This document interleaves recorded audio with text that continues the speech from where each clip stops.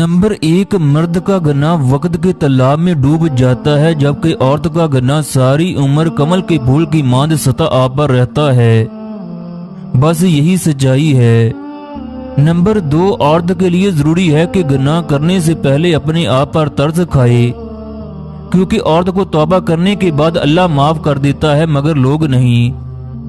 Number 3، عورت کبھی بھی اپنے آپ کو بے گناہ ثابت نہیں کر سکتی، سوائے یہ کہ وہ اللہ پر اپنا معاملہ چھوڑ دے۔ نمبر 4، اپنی بیویوں کو کبھی دکھ نہ دیں، کیونکہ ان کی زندگی آپ پر شروع ہوتی ہے اور آپ پر ہی ختم ہو جاتی ہے۔ نمبر 5، جب عورت گھر سے رخصت ہوتی ہے تو وہ اپنے ناز نخرے چھوڑ کر جا رہی ہوتی ہے۔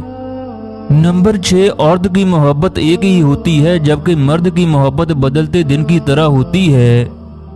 نمبر 7، عورت کو پانا ہے تو اس کی کمزوری پکڑو۔